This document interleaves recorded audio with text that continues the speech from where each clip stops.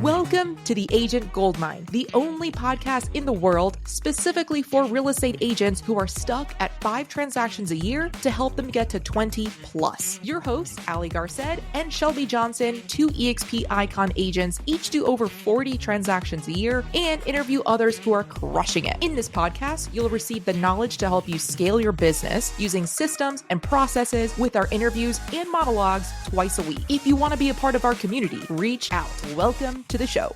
Welcome back to another episode of The Agent Goldmine, where we, your hosts, Ali Garced and Shelby Johnson, are giving you as tactical of tips as we can to help you increase your business. This is what we do.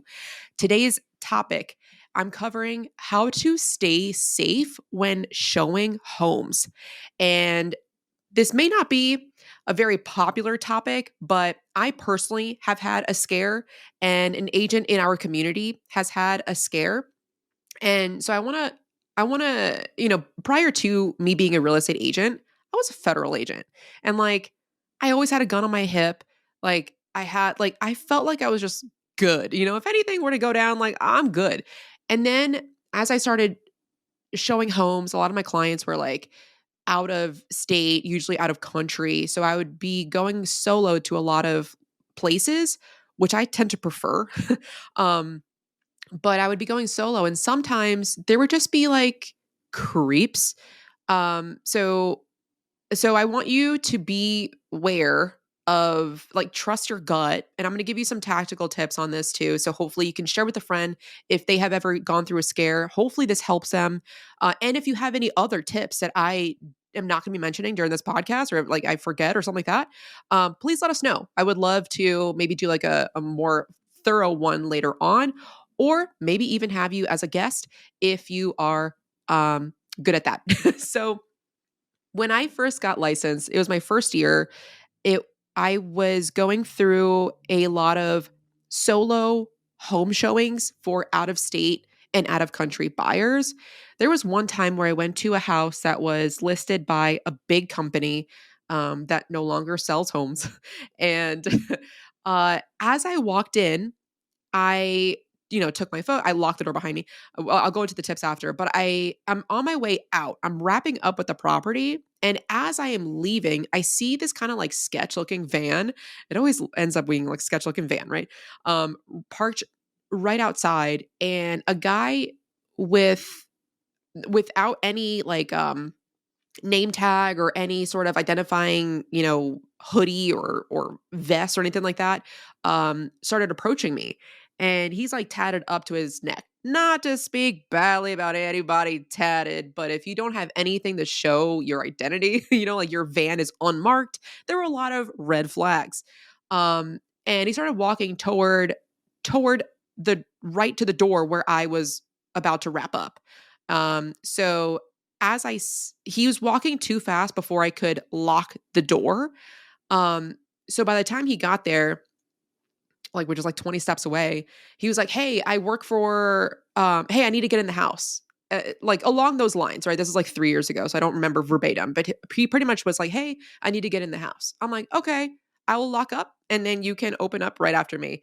Because I was a new agent and ain't no way I am passing a key to anybody who I think is a realtor. I'm not passing the key to anybody. I'm not about to lose my license because of you. So I was like, "Okay, sweet. Yeah, I'll lock up and then you can get access." And without being super aggressive, the whole thing was very kind of under the aggressive mark. So it was I was letting shit slide instead of him charging after me and I know this is a threat. But he was like, "Oh, I mean, it's fastest now if you could just pass me the key." And I was like, "Oh, I just got licensed and I'm scared of doing that." I straight up said that. I was like, "No, I'll lock the door." And he goes, "Well, it's the company that sent me here because I need to check the water." And I was like, so he's the line that he had, it could have been true. This whole thing could have been true. And at that point, maybe there's a reason that company stopped selling homes because of how sketchful this was. But I started to get a bad gut feeling. And I'm alone. This is daylight, it's, I don't know what time, maybe midday. But there's like no one really in the neighborhood. And I'm like looking around, like nobody's out in the lawn, like there's nobody around. Um, and I have dealt with a situation just like this before, not with real estate. But I was like, okay, at this point, I don't feel good. And I don't know if this person works for this company that he says he's working for. And his van doesn't really look like it has materials. It just, nothing added up. And at that point, because as he's talking, I kind of like, I turn sideways so that way I still have somewhat of a look at him while locking up the door. So that way my back isn't to him. But I locked up and I was like, okay, sweet, just call the company and they'll let you in. He was like, well, but I don't have the code and it takes a long time to get to the company. And I was like, okay, I'm not sure what to tell you because if you work for the company, they're not giving you the code to go in. Like maybe talk to the manager. And at this point, I'm like walking out, like I don't feel good. I have locked up and it was just something that maybe had I left the property a little bit late, had he walked in um, while I was still taking photos, granted the door was locked, but it could have been worse, I think. So at that point, I hadn't heard of a couple of, stuff that I'll be telling you later in this show. But it stuck with me because I'm like, wow, I no longer have that gun on my hip. I no longer have like my badge, I no longer like my sense of feeling protected went a little bit down. And especially the fact that like nobody was around. I think I could have yelled and it was midday. People are at work, people aren't home. So I'm like, huh. After that, one of our teammates was going to a property to show a home by herself, about like 45 minutes away in an area that she doesn't really normally like working. And prior to that, the listing agent told our agent, and he said, by the way, the seller likes to stay during the property showings. Like, do you mind? And she goes, okay, that's fine. I'm just there to take some photos and I'll be out of his way. So she goes down there and the seller is a total creep. He had such a big property that like he almost had like a cliff like on his in his backyard. It was like a cliff with no barrier, no ledge, no railing, no nothing. And the seller was really trying to get Aaron to the agent to go toward the edge of this like cliff. And he was like, well, I really really want to show you the view. And she's like, I can see it from here. And Aaron has more sass than I do. I'm like so I'm very very proud of her. Plus she's like hella CrossFit. She can handle her own. But she's like, oh, I'm good. I can see it from here. And I took my video. This is just for the buyer. I don't think this is his number one property. Uh, and then he was like, okay, fine. Well, let me show you the basement. And he was very insistent. And this entire time he was hitting on her, saying like, how is she so beautiful? Like, look at her blonde hair, like all this. Do you have a twin? And she's like, well, I'm married. And that's where he was like, do you have a twin? And it was just he was like, well, I really need to show you the basement. And she's like, you know what? I don't need to see it. And so she started leaving the property and he was just like very, very, a lot more so aggressive than the guy that I dealt with, claiming that he worked for a water company for the company. And I, and it was just like two scary situations.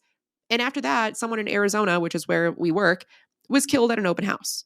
So it's like there are situations in which you may have a gut feeling, and I want you to be able to protect yourself, or at least just be aware of stuff that you can do to protect yourself.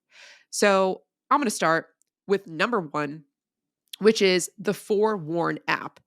This will majority of the time come included with your MLS. Even if it is not included, which first ask your broker, hey, is this free for me to use? Forewarn, Forewarn. It should be free. If it is not, I 100% believe it is worth it, especially if you feel like you may not be able to handle your own. Look up. This is going to be more so for people meeting with strangers. So if you get your business from online leads that you don't know, you're going to be meeting people at property instead of just solo showings. I highly suggest looking at the Forewarn app. It's, in my opinion, it's not the most intuitive. So maybe go on YouTube and get your education on YouTube on how to use Forewarn and start using it so that way you can run everyone's name and number and email through it. So that way you know who you're dealing with. Is this a felon? Is this, who is this person? Number two, If you are looking to change brokerages this year so you can increase your business and you want to join us at eXp Realty and would like either myself, Ali Garced, or Shelby Johnson to personally sponsor you in, so that way you have access to 2 icon agents, text the word JOIN to either my number, 914-318-4918, or Shelby's number, 859-267-3849. If I sponsor you and you have access to the both of us and everything that's Five Pillars Nation, we have the checklist, the systems, the processes to help you scale your business. And don't take our word for it. We've had agents switch brokerages to join us that were stuck making $300,000 GCI, and they join us so they can scale. So text the word JOIN to those numbers and we'll take the next steps. Before you start showing homes or doing an open house, or whether you're solo or with someone else, share your location with your spouse, a family member, a friend that knows that you're going to be going out to a property. Hey, I'm going to be doing showings today from around 2 to 6. I will be solo or I will be with them. So I'm sharing my location on either your iPhone or etc. Share your location. Number 3 is, if your state allows it, I don't know if there are any states, or shoot, even if your state doesn't allow it, maybe carry some mace. As a federal agent, we had training with mace and we all had to be pepper sprayed. And it was the worst thing in the world, especially for my females that wear eyeliner. I rubbed off as much as I could, but it like sticks onto that eyeliner, bro. It is so bad. So I used to carry mace up until the day that I got pepper sprayed. And after that, I said, if I'm ever downwind, like I will never have enough time in a physical situation to be able to determine the way that the wind is blowing to make sure I am upwind. Because if I'm ever downwind, I just fucked myself. So I threw that shit out. I was like, I'm not doing this. But if you trust yourself to do it, carry mace. If you're meeting other people at a property, always let them walk in first. Be the last one to walk in the property. And if you're showing, strangers properties, don't lock the door behind you. I would say keep it open. Because if you ever need to exit like super, super fast, the last thing you want to do is be fumbling over a lock. I would say wear appropriate attire. And by that, I mean running shoes so you can bolt the fuck out of there should you need to. Don't look cute, but that's coming from someone who barely ever wears a bra and always wears a hoodie and beanie. But the opposite, if you're showing property solo, lock the door behind you. And overall, if you end up getting into like a situation or a conversation, try to de-escalate as much as possible. Like what I would, instead of coming at it aggressively, which will only cause the other person to be even more aggressive, and then it's a race to be whoever is most aggressive will win. This is what I used to like teach other military members who were traveling overseas. I used to give them security briefs. The least aggressive that you can be, the better. Like that could save your life. If someone's stealing your wallet, let them steal your wallet, because they're likely to do a lot more should you try to fight for a couple of fucking credit cards. So if you can, stay calm, be non-aggressive, maybe even throw in some jokes. Like what I said with the person who was trying to get into the property. I was like, oh, I just got licensed and I'm not trying to lose it. So I'm sorry, I'm going to lock up this door and then you can open up right after. I'm so sorry that I have to do this. And so it's like, I don't know, stuff like that.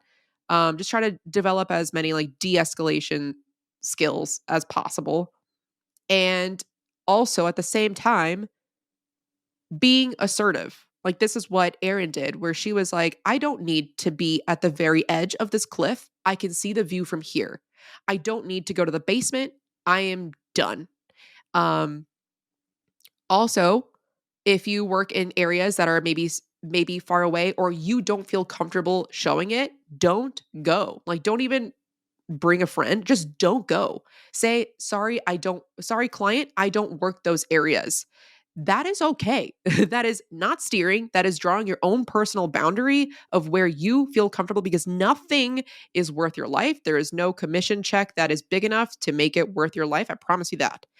Number, I don't know what we're on right now, 10, 9, maybe take some self-defense classes. And overall, the last tip is to just trust your gut. Your gut will tell you. Like your mind, when you're in situations like that, your mind will think a mile a minute. It's analyzing stuff a lot faster than you think you're even analyzing at. Because it was only after I sped away from that situation that I noticed that there was that I like took a step back and like realized there was nobody outside. Like I feel like I could have yelled and there were no cars in the driveway. So your brain is observing, and even though your mind hasn't thought it yet out loud, your brain is able to see a lot of things. And there's like a lot of examples of like military, active duty people in combat situations where they just got blown up and they know exactly where their teammates are. It's like, it's kind of weird, but like your brain assesses the situation very fast. So trust your gut. That's what's telling your gut. So short episode.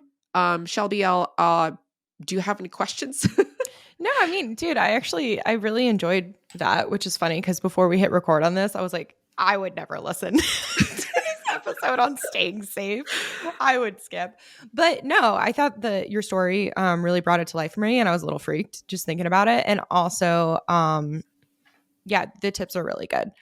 And I need to be better about this shit because I'm like so trusting. Yeah. Yeah. Yeah. And women tend to be more trusting than men. So, if you want, bring a friend. I hope that this helped. If there are any other tips that I had, like tactical stuff that I haven't gone over, please let me know. I would love to share it with the world. So thank you so much. Share this with someone who may be a little bit scared. And yeah, be a bro, share this show.